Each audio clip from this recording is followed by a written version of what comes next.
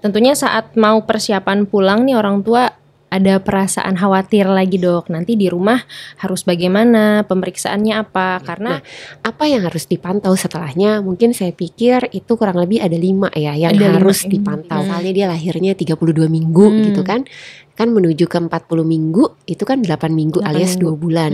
Sekarang umurnya dia misalnya datang ke kita 5 bulan. Berarti usia koreksinya 3 bulan. Jadi balik lagi tanyakan setiap anak, setiap manusia itu unik ya.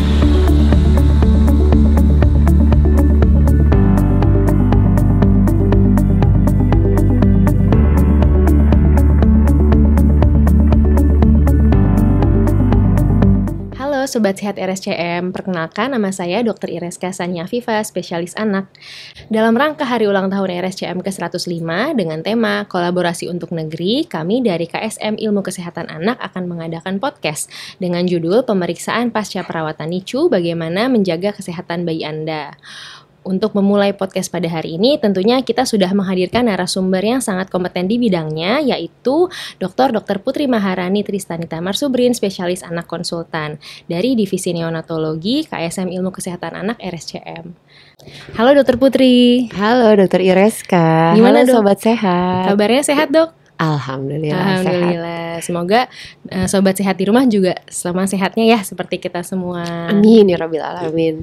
Oke dok, mungkin kita hari ini mau ngobrol-ngobrol ringan dan singkat saja ya dok ya tentang perawatan pasca NICU nih dok. Tentunya kan dokter setiap hari kerjanya di NICU ya dok ya.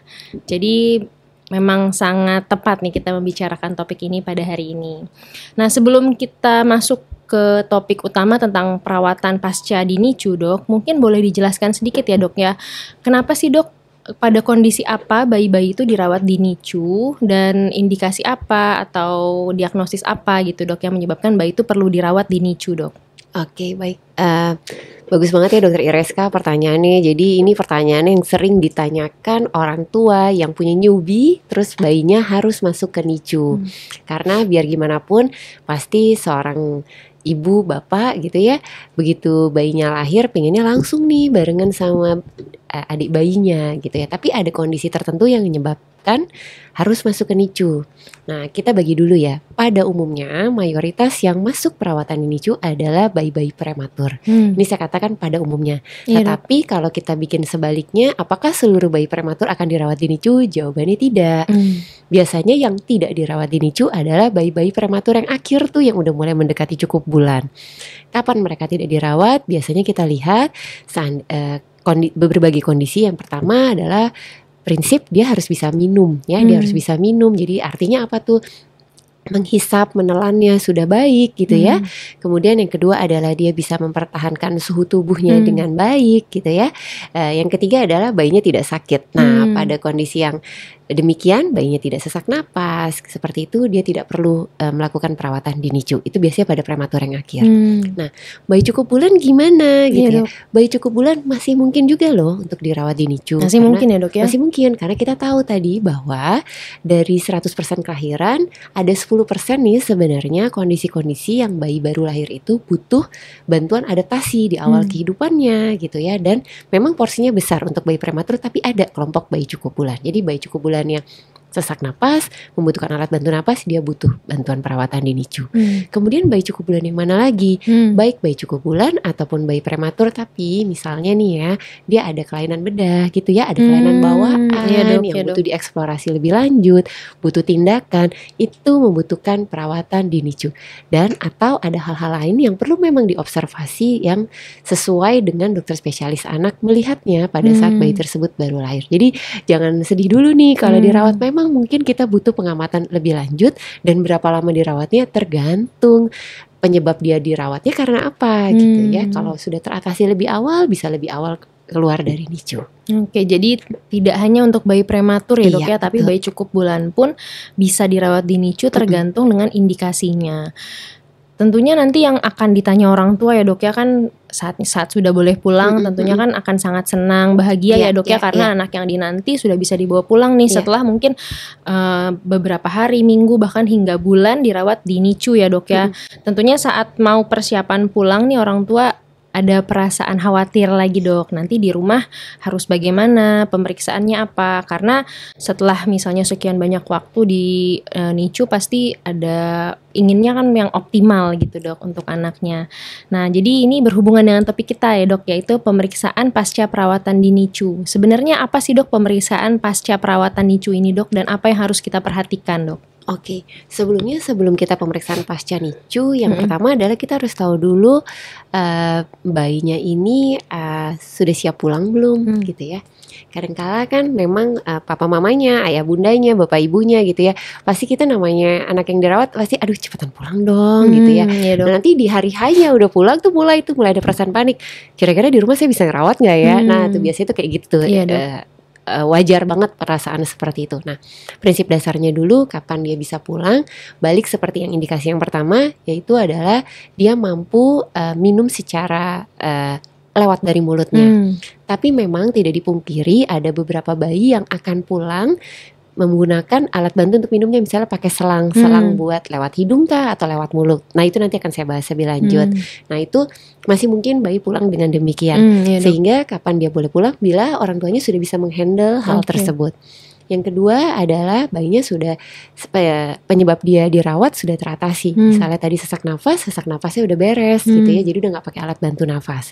Tapi memang ada bayi-bayi yang ekstrim kecil, ekstrim prematur, dia pulang masih mungkin nih dia memakai misalnya pakai selang oksigen gitu ya, masih oksigen dengan kadar yang sangat kecil sekali, itu pun juga masih mungkin. Yang penting asal orang tuanya bisa menghandle di rumah, tapi dengan syarat tingkat bantuan nafas yang paling minimal gitu ya.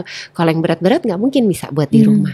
Terus yang ketiga adalah bayinya tersebut di suhu ruangan dia sudah bisa mempertahankan suhunya supaya tidak mudah kedinginan. Kayak ruangan ini kan sekarang dingin nih, dingin tapi ya, kan karena kita udah bisa mengatur suhunya, ya udah mungkin kita lama-lama kita bisa beradaptasi. Nah kalau bayi dia tuh kalau kedinginan nggak boleh ya, jadi dia udah bisa mempertahankan suhunya. Nah apa yang harus dipantau setelahnya? Mungkin saya pikir itu kurang lebih ada 5 ya yang harus dipantau.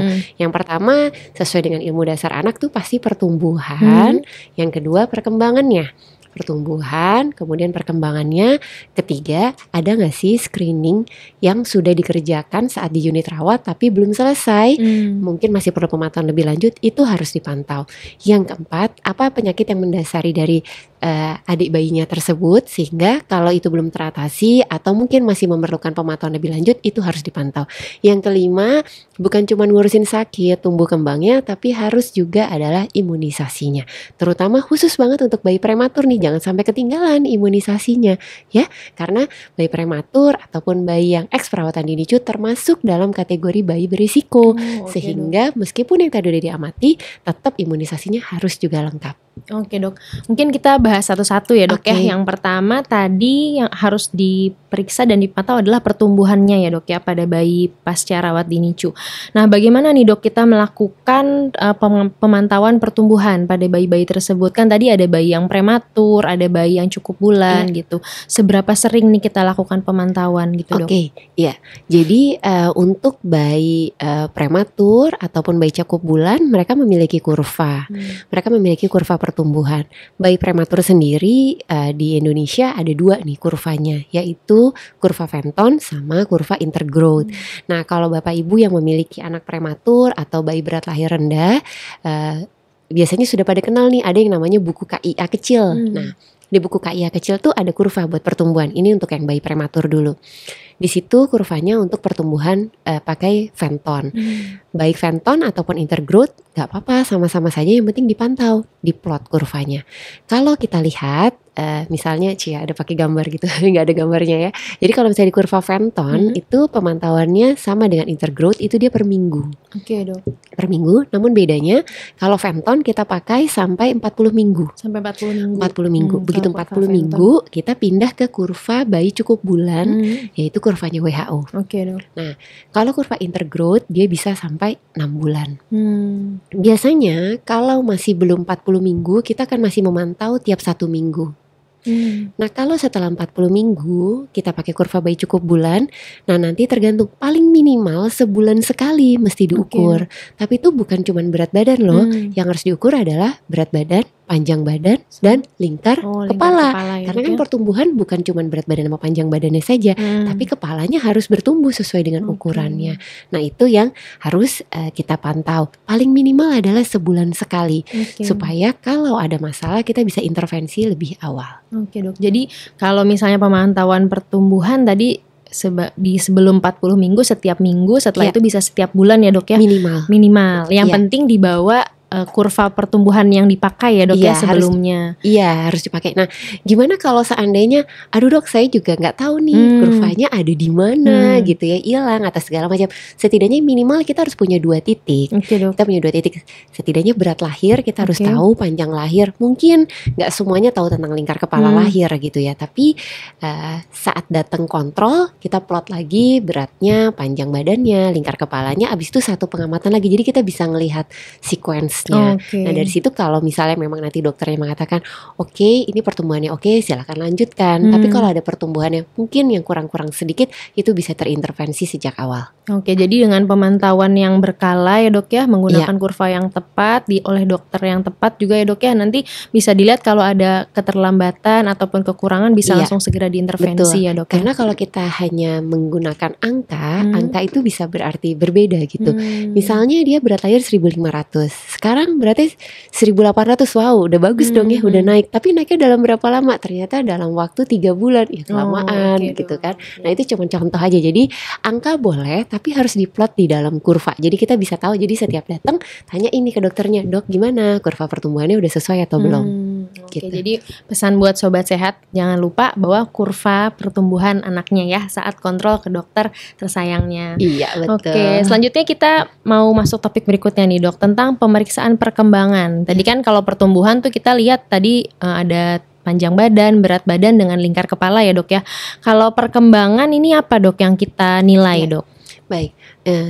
Saya tadi lupa ya tersampaikan bahwa kalau kita memiliki bayi prematur ataupun bayi yang cukup bulan tapi dia pasca perawatan NICU, tadi mungkin di awal saya sebutkan ini termasuk bayi resiko ya, atau kita sebut high risk infant ya. Nah dalam penanganannya ini kolaborasi baik dokter neonatologi, dokter tumbuh kembang pediatri sosial, mungkin kalau dia ada masalah nutrisi ya dokter nutrisi, ada masalah neurologis dokter neurologis. Mungkin kalau dia nanti butuh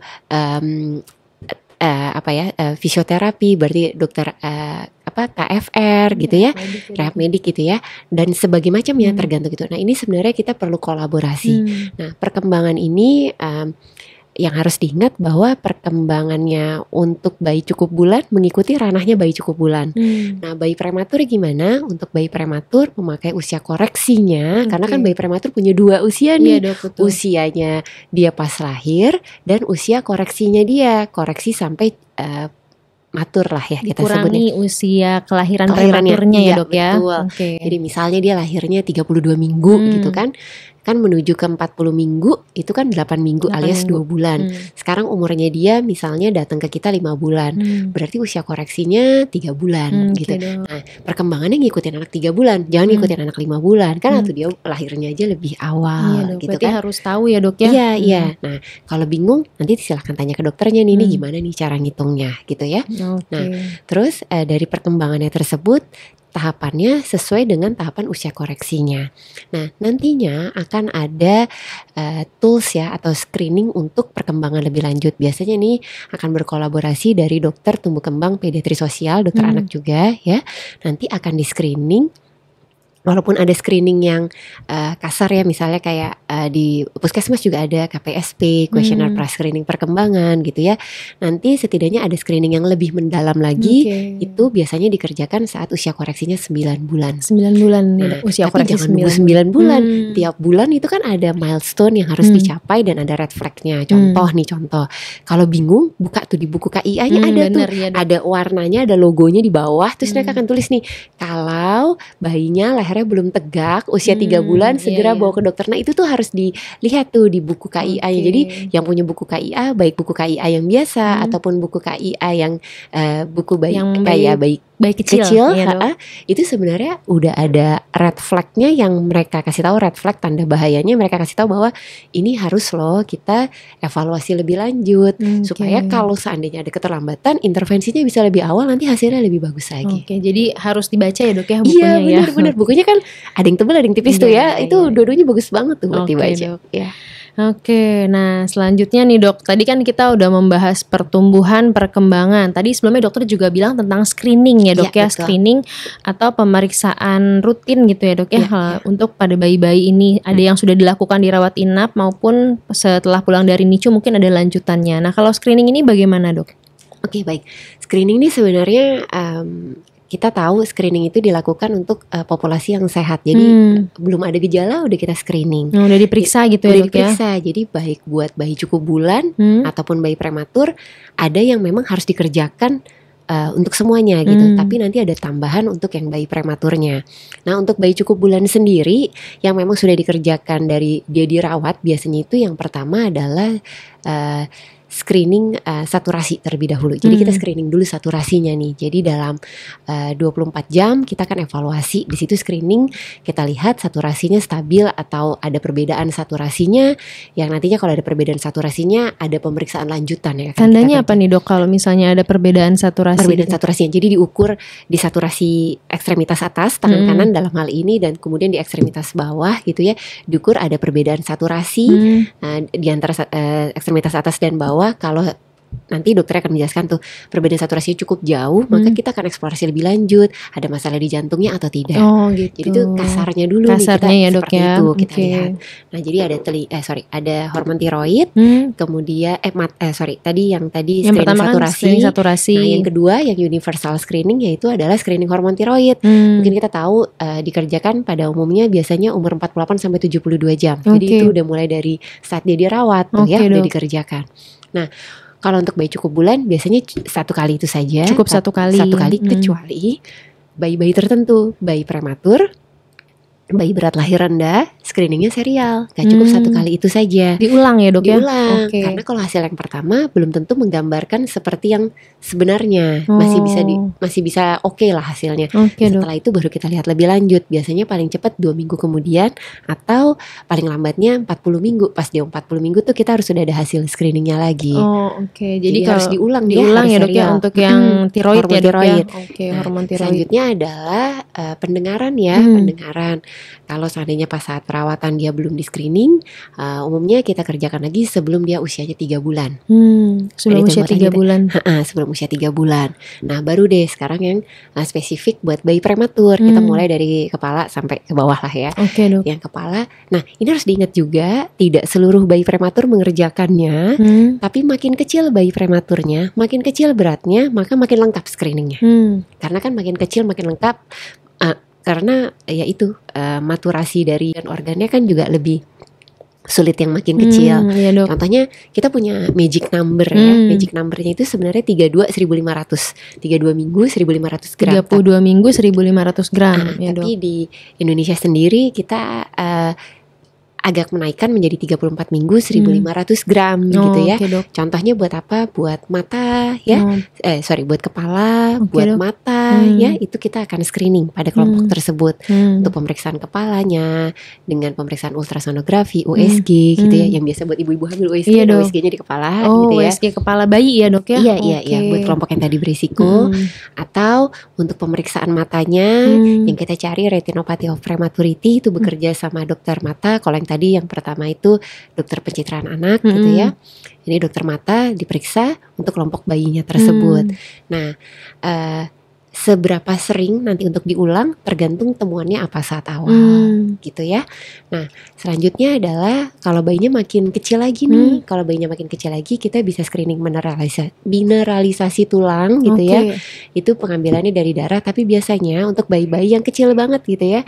Di bawah 32 minggu ya, di bawah 1500 gitu ya. pemakaian nutrisi yang dari infus nutrisi Hmm. parenteral jangka panjang. Nah itu tergantung nanti dokternya yang akan Oke, Dok. merequest untuk pemeriksaan tersebut. Mineralisasi tulang nih apa nih, Dok? Soalnya Oke. nyebutnya aja nih agak Susah susah banget ya, ya, Dok, beribet ya. supaya mungkin sobat sehat bisa tahu nih, Dok, apa, Dok? Oke. Jadi bahasanya gampangnya apa ya? Biar tulangnya kokoh lah ya. Oh, Itu bahasa oke. gampangnya gitu aja ya. Oke, Dok. Jadi buat kita lihat biar Kepadatan tulang gitu bukan, Dok ya? kurang lebih kira-kira seperti Kurang itu lebih ya, kira-kira gampangnya gitu ya, Dok, gitu ya. ya. Karena yang akan Oke. kita periksa adalah komponen dari elektrolit juga. Oke, Dok. Nah, terus jangan lupa mungkin pada pemeriksaan tertentu sesuai indikasi, misalnya pemeriksaan USG ginjal juga itu semua sesuai dengan indikasi. Oke, jadi sebenarnya banyak banget ya, Dok ya, yang harus diperiksa ya, Dok ya. Iya. Nah semuanya kembali lagi tanyakan ke dokternya, perlukah bayi saya gitu kan ya? Karena nggak seluruh bayinya yang perlu, tapi hanya bayi-bayi yang terindikasi. Dan itu kadangkala perlu kita lanjutkan karena kalau bayi cukup bulan itu harus berdasarkan indikasi. Kalau ternyata bayi prematur, bisa saja dia pulangnya sebelum cukup bulan. Oh, oke, Nah Dok. ini yang harus kita amati, bisa sampai cukup bulan atau bisa ada pemeriksaan berkala setelahnya. Oke, jadi nggak boleh setelah pulang rawat NICU nih, misalnya masih kurang bulan ataupun cukup bulan pun jangan sampai lupa kontrol gitu ya, Dok ya. Betul banget. Oke, Dok. Kontrol. Kemudian tadi kalau misalnya selama perawatan memang ada penyakit gitu, Dok ya, yang diketahui misalnya penyakit bawaan ataupun yang lain gitu, Dok. Apakah memang masih harus diperiksa juga gitu setelah pulang dari NICU, Dok? Iya, baik. Jadi kalau ada penyakit bawaan gitu ya, kita lihat lagi nih penyakit bawaannya, misalnya ada sesuatu yang bisa dioperasi atau enggak, yang membutuhkan operasi atau enggak gitu. Kalau membutuhkan operasi ya biasanya diselesaikan dulu operasinya, kemudian dilihat baik ya, setelah itu bisa pulang gitu kan. Kalau yang dia memang tidak membutuhkan operasi tapi misalnya ada masalah di metabolismenya atau segala macam, kadangkala kan belum tentu pemeriksaan itu bisa hasilnya dalam waktu singkat. Cepat ya, Dok, bisa ya? butuh beberapa saat gitu. Yang penting keadaan tubuhnya stabil, menurut kriteria stabil gitu ya, maka itu masih mungkin dia juga rawat jalan. Nah tadi saya sampaikan misalnya ada penyakit yang sampai bayinya tersebut susah gitu buat minum dengan sendirinya. Iya, Dok. Bukan artinya bayinya suruh minum pegang blok sendiri gitu, nggak mungkin lah ya bayi pegang sendiri gitu ya. Tapi kadangkala mungkin kalau kita usahakan terus gitu, pokoknya dari mulut gitu ya, ternyata minumnya jadi memanjang gitu, sejam atau 2 jam, yang nggak efisien juga ya gitu. Nah itu mungkin harus kita pakai selang, dan itu yang harus kita pantau selama setelah dia pulang, bagaimana pemberian minum dari selangnya efisien atau enggak gitu ya. Atau mungkin yang pakai alat bantu nafas pas pulang bagaimana, apakah ada infeksi setelahnya atau tidak gitu. Nah itu kita akan lihat.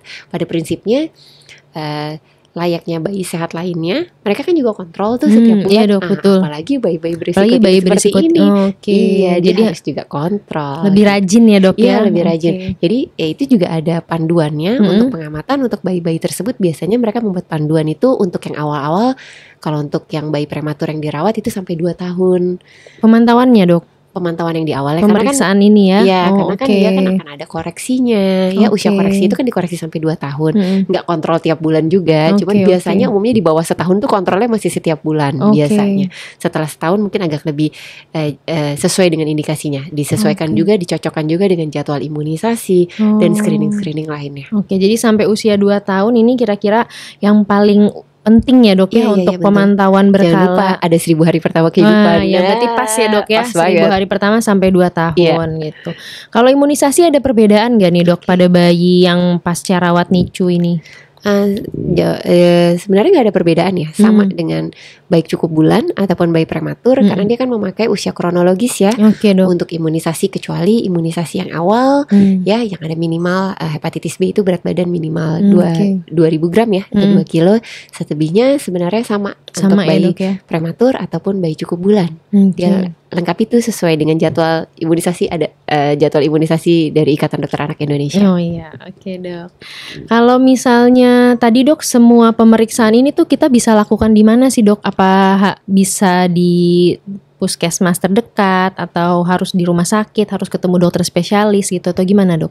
Oke, baik. Ada beberapa pemeriksaan yang tadi saya sebutkan, biasanya itu di rumah sakit ya. Biasanya di rumah sakit. Contohnya untuk pemeriksaan kepala, mata gitu ya. Itu butuh telinga gitu ya. Itu butuh alat-alat yang biasanya memang adanya di rumah sakit, gitu ya. Mungkin untuk pemeriksaan darah seperti pemeriksaan screening hormon tiroid itu kan bisa di puskesmas juga bisa ya. Itu bisa pemeriksaan atau di rumah sakit lainnya juga bisa, tapi mayoritas yang tadi saya sebutkan biasanya akan dikirim ke rumah sakit untuk pemeriksaannya ya. Ya USG biasanya juga dikerjakan oleh dokter spesialisnya gitu. Jadi memang sih masih effort ya, harus ke rumah sakit dulu gitu. Mungkin khusus ya dok ya untuk bayi yang dirawat di NICU ini kan populasinya khusus ya, bayinya kecil-kecil, mungkin juga banyak penyakit penyerta. Jadi pemantauannya ekstra ya dok ya. Dan beda dengan bayi sehat yang lain ya. Tapi mereka tetap bisa berpotensi seperti bayi sehat pada umumnya tetap ya. Bisa berpotensi. Tetap bisa. Nah sampai usia berapa nih dok orang tua nih bisa tenang lah dok. Maksudnya kan tadi sampai 2 tahun kita pantau. Kira-kira mereka bisa tenang atau orang tua bisa tenang sampai menemukan potensi atau ada komplikasi nih di usia berapa sih dok gitu? Ini jawabannya luas banget nih. Karena tadi pemantauannya aja ada 5 hal, tumbuh, kembang, segala macam. Kalau untuk perkembangan mungkin masih harus berkelanjutan ya pemantauannya. Kalau sampai 2 tahun mungkin belum bisa terlalu jelas gitu ya terlihat. Karena nanti biasanya terlihat saat anaknya sekolah segala macam ya. Itu mungkin pemantauan lebih lanjut. Kalau untuk pertumbuhan yang tadi saya mintakan adalah terkoreksi di usia 2 tahun. Jadi harus kurvanya itu harus sudah masuk seperti kurvanya bayi cukup bulan pada umumnya gitu ya. Nah kalau belum, nah itu berkolaborasilah dengan dokter anaknya ya, dengan dokter anaknya untuk mengejar pertumbuhannya tersebut. Nah untuk penyakit-penyakit yang lainnya, balik lagi nih penyakitnya apa dulu nih. Kalau misalnya dia misalnya ada yang kita pakai yang ada di sini alat bantu nafas yang untuk di leher ya kita sebut tracheostomy, mungkin itu harus berkelanjutan terus-terusan. Itu nggak bisa. Jadi balik lagi tanyakan setiap anak, setiap manusia itu unik ya. Jadi harus ditanyakan masing-masingnya. Mungkin kalau dibilang lega banget, pada prinsipnya kalau 2 tahun mesti terkoreksi dulu nih pertumbuhannya, perkembangan sambil jalan deh segala macam. Penyakit-penyakit yang lainnya lengkapin aja dulu screeningnya yang tadi saya sebutkan. Insya Allah bisa deh tumbuh kembangnya optimal. Jadi jangan sedih, jangan panik yang punya anak-anak pasca NICU gitu ya. Pasien-pasien kita yang lain juga baik-baik saja tapi terpantau dengan baik. Selama dipantau kita harapkan pertumbuhan perkembangannya bisa setara ya dok ya dengan anak-anak. Dan morbiditasnya ditekan, lebih rendah gitu. Apa ya, kesakitan-kesakitannya, penyakitnya, penyertanya mungkin ya dok ya. Oke. Jadi tapi memang prosesnya berarti panjang ya dok, dan harus terus menerus gitu. Ada pemeriksaan lain dok yang menurut dokter atau dokter sarankan supaya dilakukan gitu, mungkin yang belum disebutkan tadi di luar itu?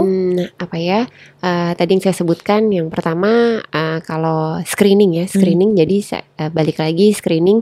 Untuk screeningnya universal saat ini yang beredar hormon tiroid kan, screening hormon tiroid sambil dilengkapi lah yang pendengarannya ya, terus baru screening yang spesifik untuk bayi prematur, head to toe mungkin saya sebutkan dari kepala ada buat pemeriksaan cari perdarahan di kepala, USG kepala ya, untuk mata cari udah maturisasi matanya ROP, telinga, pendengaran, terus habis itu tulang ya, terus USG yang buat di ginjal sesuai dengan indikasi ya, anemia ya, jangan lupa tuh untuk punya generasi di kedepannya nih penerus kita gitu, melahirkan remaja-remaja yang sehat. Cara bikin remaja yang sehat gimana? Dari awal sudah harus tahu cukup atau enggak gitu ya. Mungkin saya rasa sih itu, dan kurang lebihnya aspek emosional juga harus diperhatikan. Nah tumbuh kembang emosional itu semua harus jadi satu paket deh tuh semuanya untuk dipantau ya. Orang tuanya juga harus happy ya anak-anak bayi tersebut ya. Kadang kan mungkin khawatir ya dok ya, selama perawatan bayi-bayi ini, apalagi baru pulang dari NICU atau selama sama satu perawatan. lagi saya lupa, kalau bayinya pulang misalnya relatif masih kecil gitu, jangan lupa kanguru di rumah. Kanguru tuh perawatan kanguru mother care ya dok ya, metode kanguru. Boleh papanya juga boleh kanguru father care. Boleh. Jadi juga. Jadi nggak mesti ibunya ya dok ya. Pokoknya metode kanguru boleh ayahnya atau ibunya. Oke dok. Mungkin kita sudah sampai di akhir acara nih dok. Sebelum saya tutup acaranya pada hari ini, mungkin dokter ada yang ingin disampaikan take home message untuk para sobat sehat RSCM sekalian dok? Oke, buat para sobat sehat RSCM yang mungkin sebelumnya ternyata anak-anaknya ada nih yang bersama kami sebelumnya gitu ya. Yang paling penting tuh adalah setelah rawat, bagaimana kita bisa, ayah, ibu, papa, mama bisa memantau adik ya, supaya adik mendapat pertumbuhan, perkembangan dan potensi yang lainnya sesuai dengan yang seharusnya. Nah, caranya gimana? Ingat 5 hal yang tadi saya sebutkan. Pertumbuhannya harus dipantau, perkembangannya harus dipantau. Ketiga, apabila belum ada screening yang masih belum terlengkapi, silahkan dilengkapi. Keempat, penyakit dasar yang waktu itu dirawat apakah sudah selesai atau masih perlu pemantauan berkelanjutan. Dan jangan lupa imunisasi.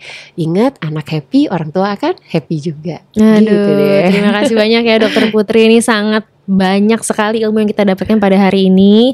Semoga bermanfaat ya dok ya. Amin, buat pasien-pasien kita sekalian, terutama yang sudah berjuang dengan begitu hebatnya selama di NICU. Yang hebat bukan cuma bayinya aja, tapi orang tuanya. Karena saya yakin semuanya doa orang tua yang paling mustajab untuk segalanya.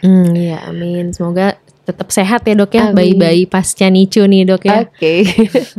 Oke, kita telah sampai di ujung acara podcast hari ini. Terima kasih kepada sobat sehat yang telah mengikuti podcast kita pada hari ini. Sampai berjumpa pada podcast berikutnya. Salam sehat.